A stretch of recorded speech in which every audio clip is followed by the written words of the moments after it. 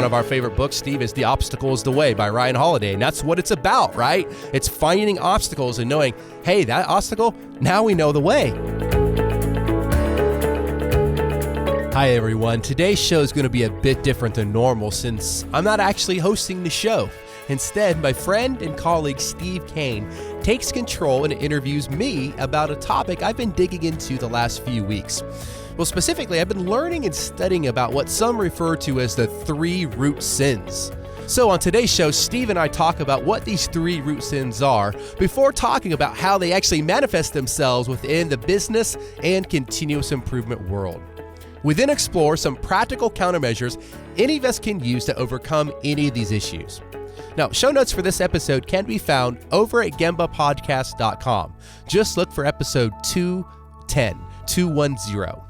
You can also check out Gemba Academy's Lean Learning System over at GembaAcademy.com with a fully functional trial. Now, let's get to the show. Hey, Ron, welcome to the show. Where are you calling in from today? Well, I'm calling in from Keller, Texas. Steve, thank you. Imagine that. Yeah. Thanks for having me on, man.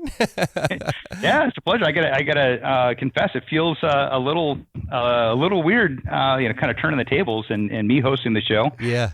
Well, it feels weird for me too. I was like a little bit. I was like kind of nervous, man. This is weird. I don't know what you're going to ask and all that. Well, we did this once before. I think it was about 3 years ago or so. Yeah. Participating with a podcast is always a great time for me. I really enjoy it, and it's kind of fun to be on this side of the microphone, if you will. Yeah, awesome. I love it.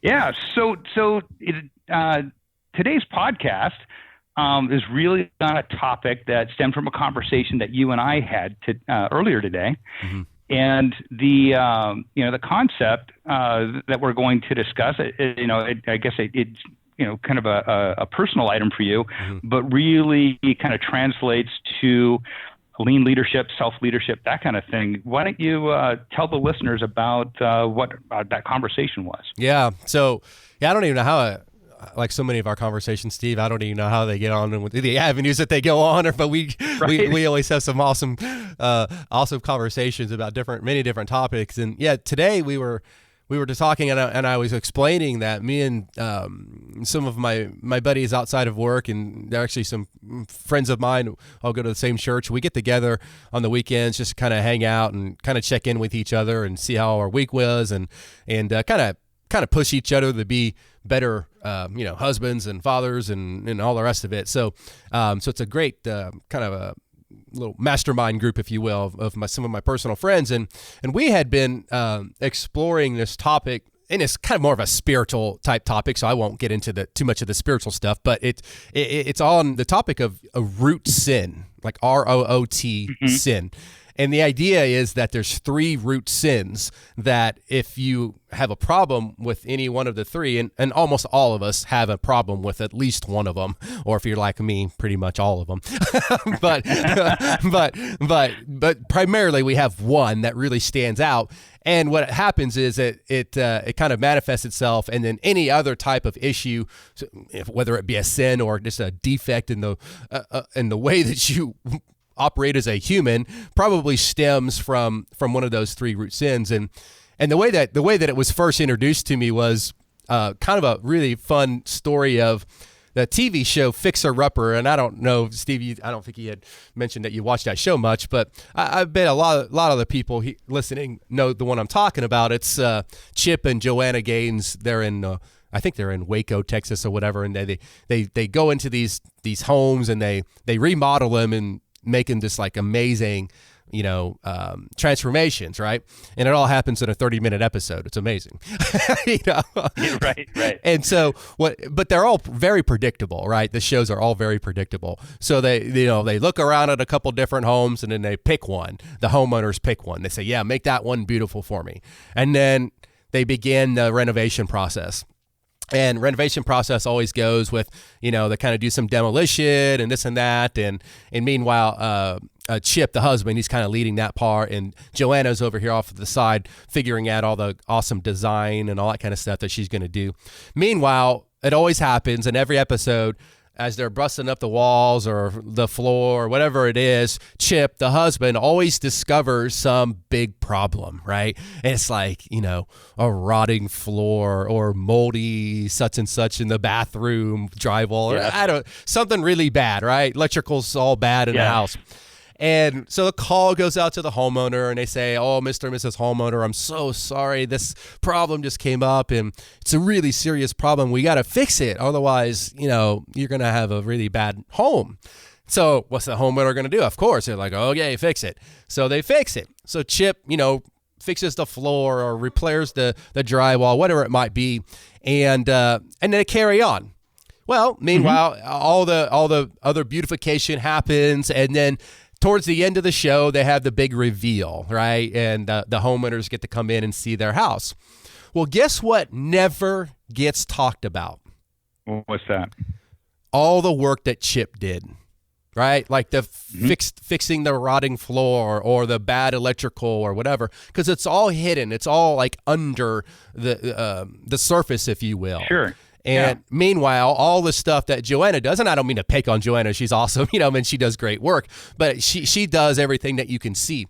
So what they talk about sometimes, as it relates to this root sin, is that we always want the fruit, right? The things that we can see, namely the fancy, furniture or whatever it might be, but we very rarely are interested or want to put any effort on the root. Right. But obviously, if Chip hadn't fixed the foundation or whatever, the electrical problem or whatever it was, and no matter how pretty the pillows are on the couch, the whole thing's going to burn down. Right. And so that was kind of how I was first introduced to the whole idea of the difference between like fruit and root.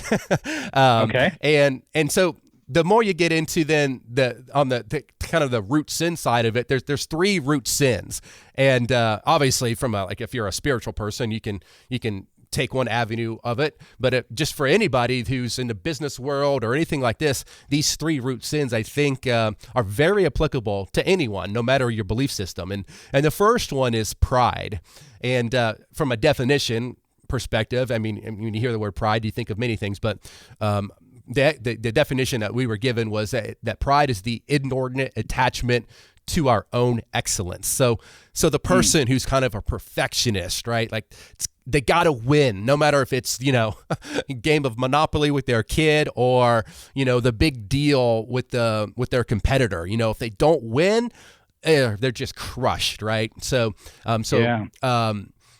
sometimes a prideful person, they believe everyone's stupid or everyone's an idiot, and they're the smartest ones in the room, and they're angry a lot and they criticize a lot. So this is pride. The second root sin is vanity, and this one is the most interesting to me. So from a definition perspective, vanity is the inordinate attachment to the approval of others. And so when you hear like the vain person, the thing that you immediately think of is the person who's super concerned with how they look, or, how's their hair or their makeup, or maybe like how fancy is my car, or, whatever that might be. So that's one aspect of vanity, but it's way more than just that.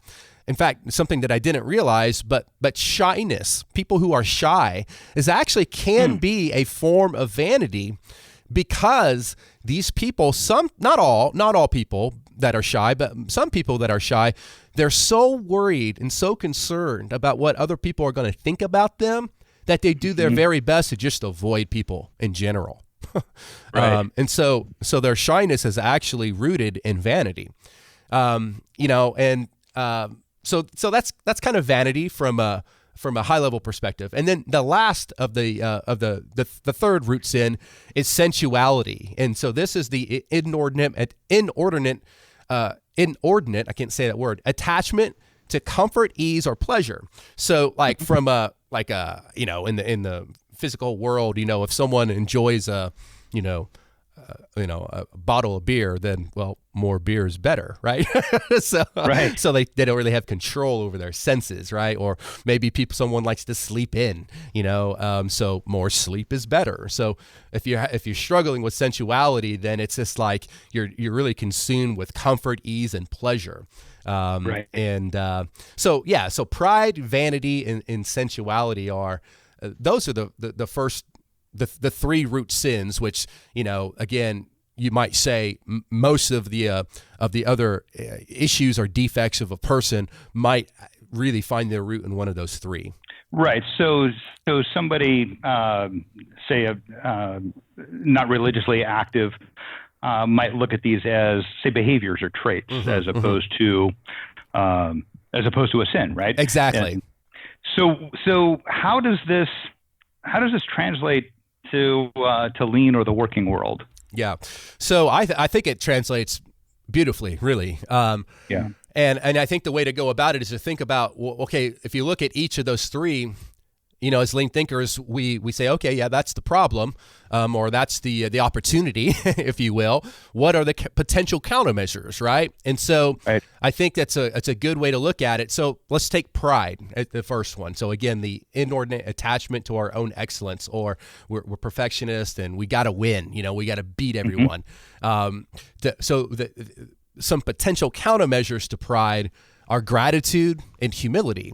So if you find yourself, in the business world or in the continuous improvement world or whatever it might be, and you know that you have the enough courage to admit, hey, I'm struggling with this pride from time to time. Because listen, by the way, everyone has some of these, right? No one's exempt from any of these, but someone is going to be like, oh my gosh, that's me, that one that you just said, and so it's nothing to be ashamed of, right? So, but if pride is your main issue, then you want to really focus on gratitude and humility. And in other words, we spend a lot of time within Lean talking about,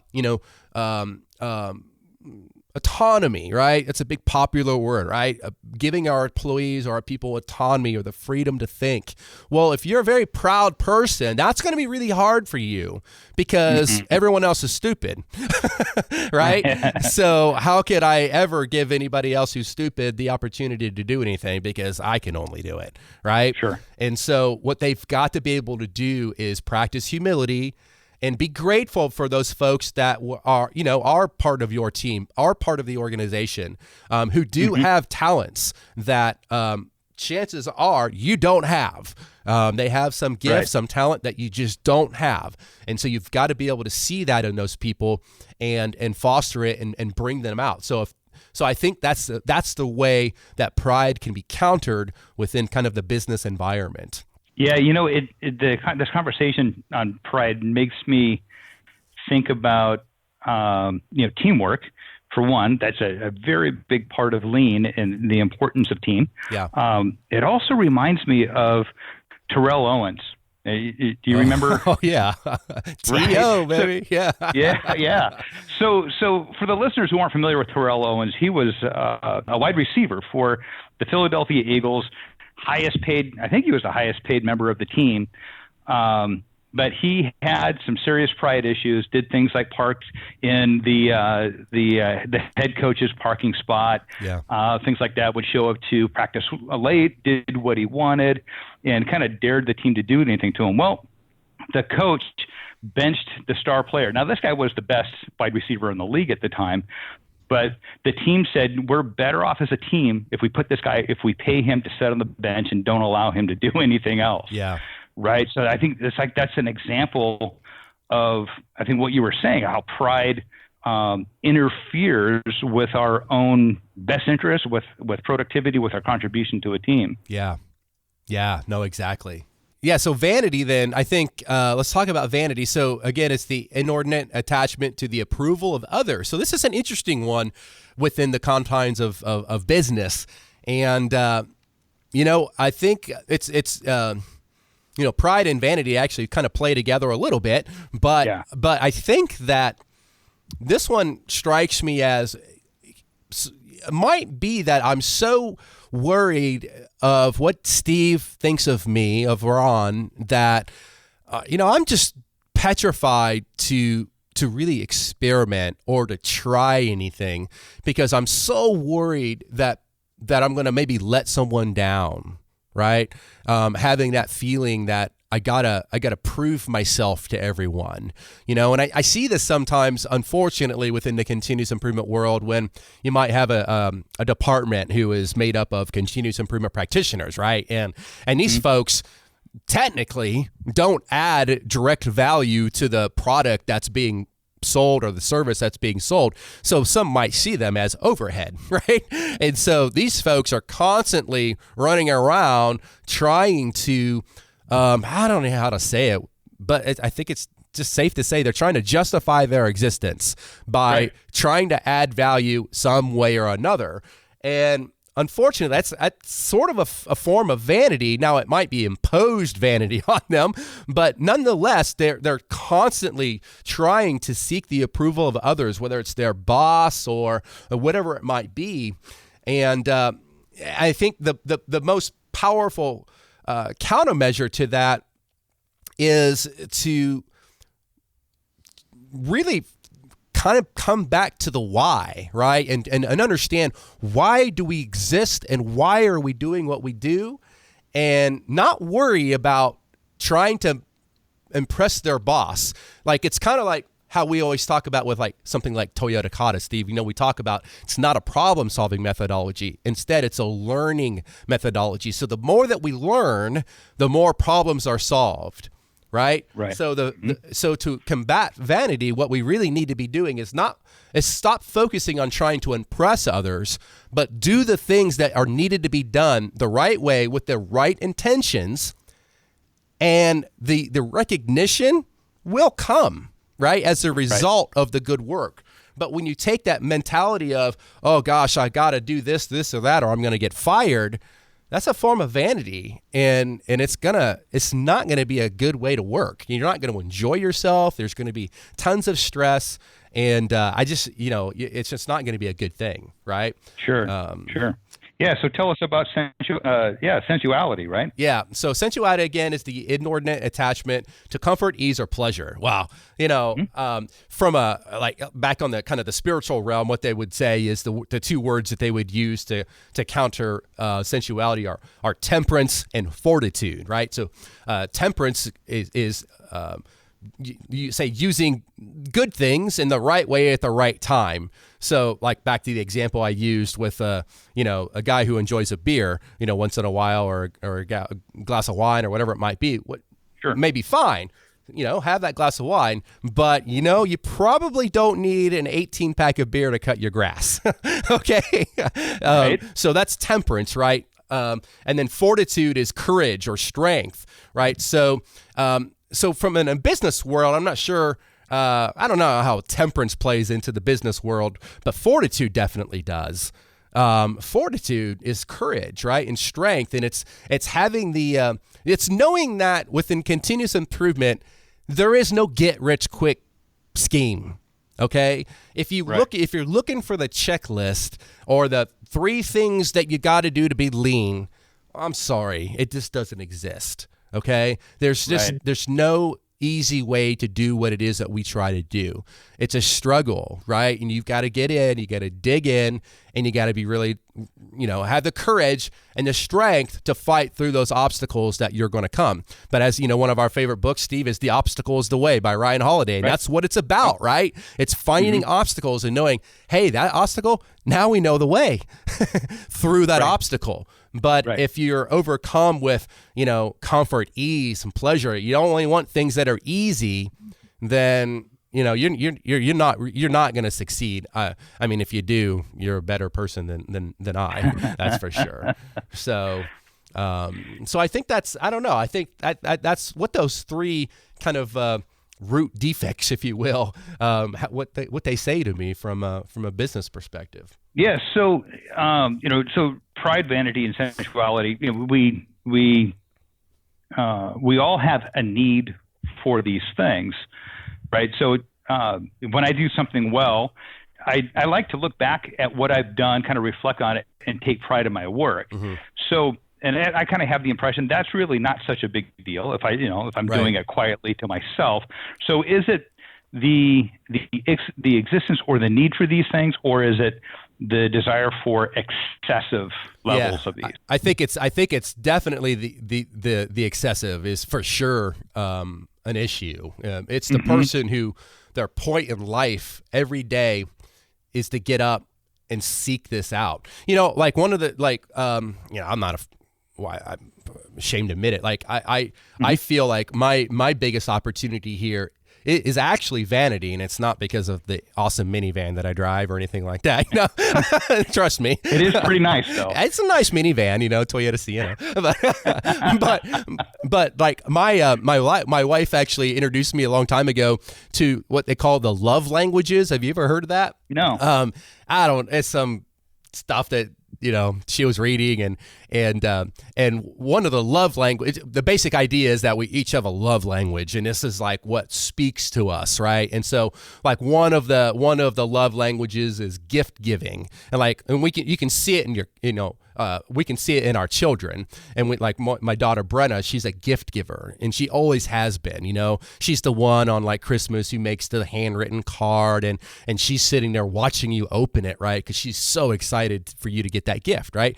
So she's a gift giver, and she loves to receive gifts because what you love to do for others, you like to get back, right? So that's one of them.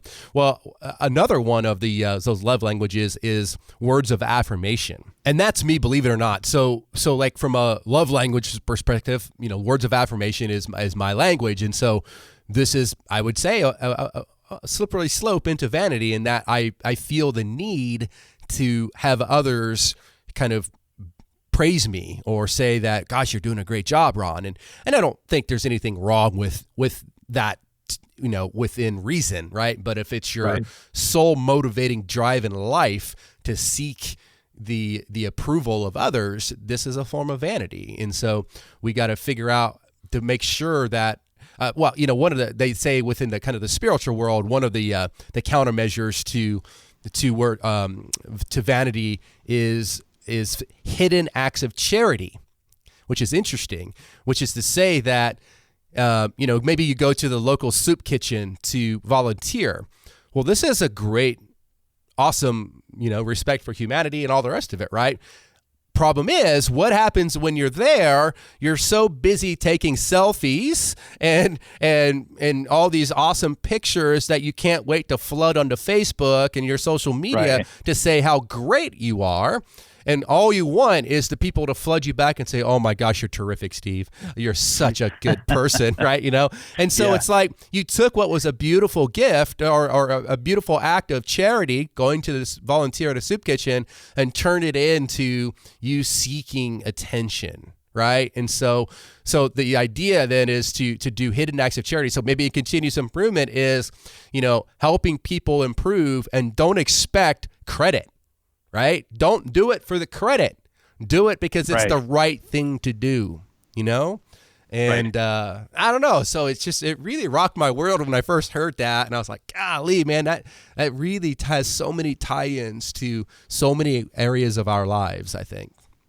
Sure. I mean, there's a big difference between doing good in the world and being seen doing good in the world. Yeah, exactly. Yeah. So it seems that with all three of these, a common missing element is service to others. Would you agree with that? Yeah. I mean, this is really self-focused, right? The excessive pride, vanity. Yep. And sensuality. Yeah. Yeah, it's all about how can you be more comfortable or how can you be better. It's me instead of, that's exactly right, Steve. Looking outwards and how can I better serve others? So maybe, this is the whole servant leadership mindset, right? It's not about you. It's about others. It's about making those around you better. And, if we can do that, then we're going to be not only better leaders of people or better continuous improvement practitioners, we're just going to be better human beings, right? Walking the earth. And so if we, encounter people like this, and not really if we do, that's part of, dealing with a large number of other people. When we encounter people who are, say, suffering from an overwhelming need for any one or all three of these, What advice do you have for us? Well, run. No, just kidding. Don't run.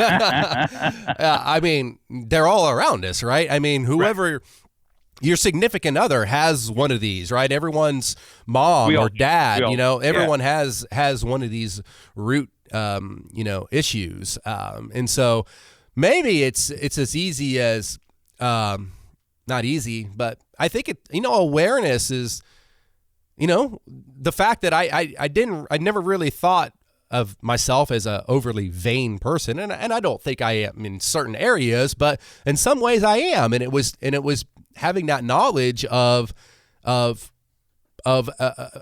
what it is, first of all, so I think helping people understand, or maybe introduce it to them and say, hey, I got this great Gemba Academy podcast. You should take a listen. I don't know. Yeah, right. Yeah. Let us do it for you. Right. But just helping people become aware of their the ways that they might be able to improve. And if you go into it with a heart with kindness and charity, instead of being a jerk and trying to say, hey, quit being so proud, or so vain, or quit being so sensual.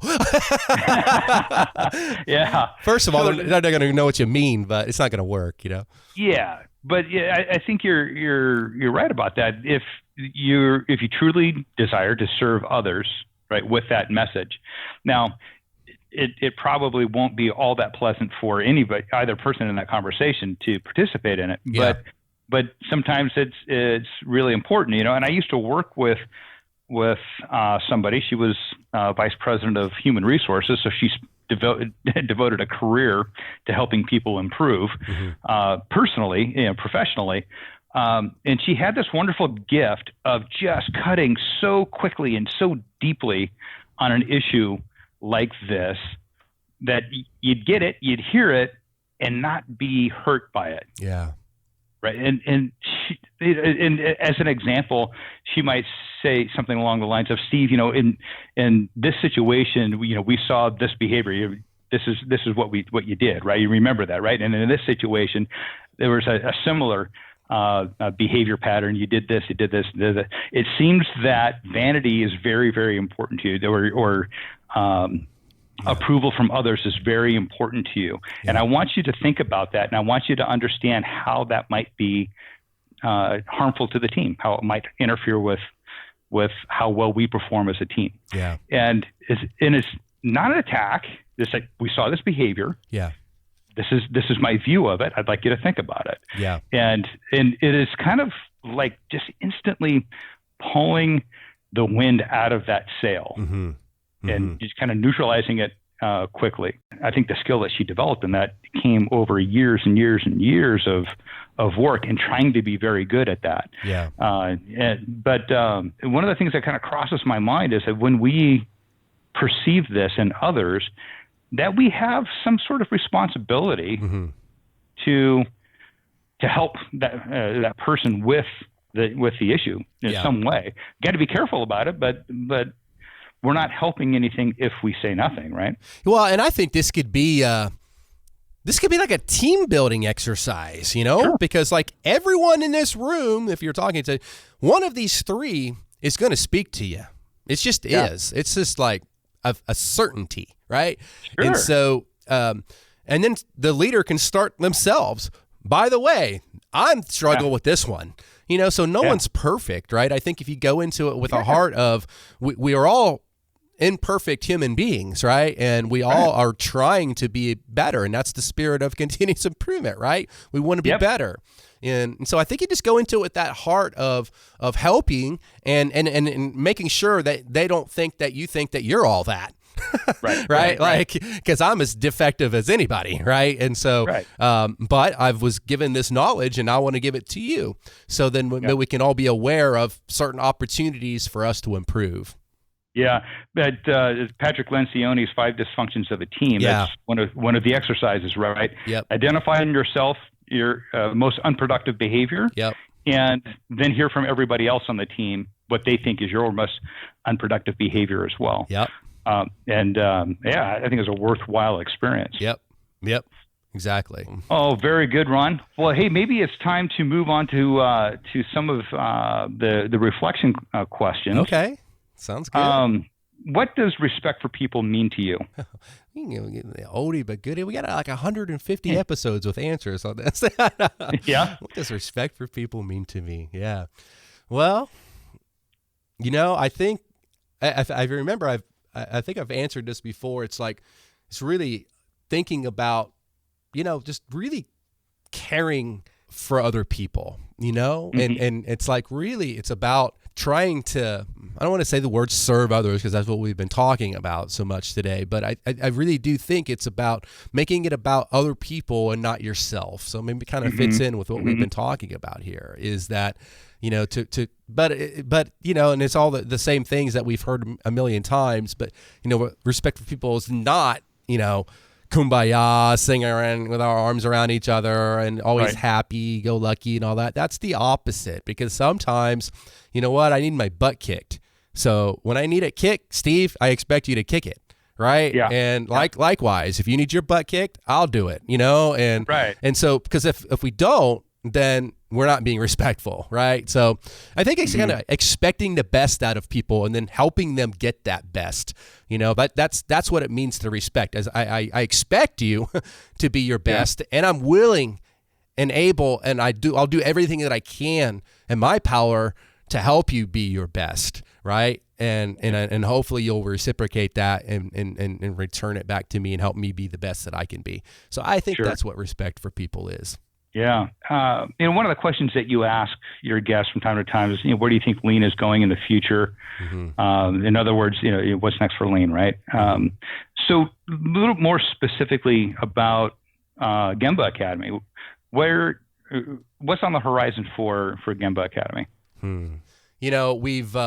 We've been going along here for how many years now, Steve? I should know this. 9 years? 9 years, something like that. Yeah. And, we started as the idea of, like kind of solving a problem that I didn't see existed and was I need to be able to, I need more than a simple DVD, a 20-minute DVD on some cool aspect of lean, which is fine, to fill some space in a training class, but I really need to be able to teach someone how to do SMED without me having to be on an airplane traveling the world, right? And it just didn't exist the way that I wanted to. So that's kind of how this thing came to be, was filling that void, and so that was that's an important part of our offering. But what we've talked about, and my dream is one day that people are going to look at Gemba Academy and they're going to say, man, that Gemba Academy, they're a really cool company. And, oh, yeah, they got really good videos, too, by the way. And and we already are becoming that, right? Kind of getting into the consulting scene a little bit but really focused on coaching now. I would say, you and I in particular, we spend a massive amount of our time now, talking on the phone, visiting with folks and helping them. And that's so rewarding, right? And again, the videos are always there and they're really important. But as we say, we have 1,000 videos, but it's not about the videos. It's about invoking change with some of the things that you just learned. And so watch one video, that's fine. And watch the other 999, you can watch those later. Watch one and then go do something with what you just did, right? And so I see that just continuing to evolve over the years, and that we're really focused on helping people really understand where they're at, because that's probably the biggest opportunity that we have with our customers is helping people understand, first of all, not what video should we watch first or where should we start. It's where you should start is figuring out where you are as an organization or as an individual, maybe, like where are you? What's your current state right now? And then where would you like to be in, say, 6 months to a year? And then we can kind of work on, okay, well, here's a plan for that. But so I see more and more of that, of deeply understanding, helping our customers understand their issues so then that we can help them, kind of achieve their goals. Fantastic, Ron. All right. Well, hey, let's wrap things up here. How can people get a hold of you? Well, I guess you go to GembaAcademy.com and there's somewhere on the website, there's a contact button. You can hit that. LinkedIn, I'm on there, Ron Pereira, Pereira. Look me up. LinkedIn's probably the best. I think I have a Twitter and all this other stuff, but I don't ever have time. So LinkedIn's probably the best way to follow you personally? Okay, very good. Yep. All right, Ron. Well, thanks so much. It's been, it's been a pleasure being on the podcast with you and being your host this time. Thanks very much. You did great. Thanks, Steve. Thanks for listening to the Gemba Academy podcast. Now, we invite you to take a no-strings-attached, fully functional test drive of GembaAcademy.com. Gain immediate access to more than 1,000 Lean and Six Sigma learning resources, all free of charge, at GembaAcademy.com.